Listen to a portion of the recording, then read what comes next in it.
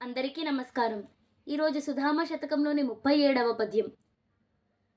తలపెట్టిన కార్యంబును నిలువరచకు నడుమలోని నీరసమతివై తొలగును తత్కాల వ్యథ కలసాకారంబునొందగదురు సుధామా.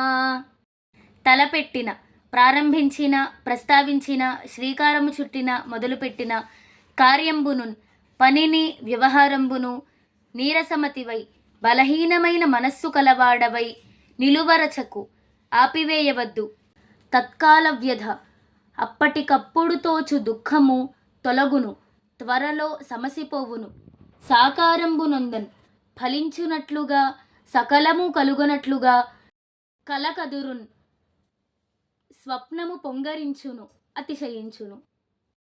ఓ సుధామ, ఒక కార్యము తలపెట్టినచో దానిని మధ్యలో విడువక తుదిగాంచుట అనునది ధీర లక్షణము. అటుల కాక ఏవేవో బాధలు, దుఃఖాలు మనస్సుకి తోచగా ఆ మొదలెడిన కార్యమును మధ్యలోనే ఆపివేయుట సామాన్యుల లక్షణముగా తోచును. కనుక అట్టి దుర్బలతను తొలగించుకొని ముందుకు సాగగా తాత్కాలికముగా కలుగు బాధలు తొలగిపోగా సంపూర్ణమైన సంసిద్ధితో నీ కలలు సాకారమగును సుమా. ఇది ఈ పద్యం యొక్క భావం.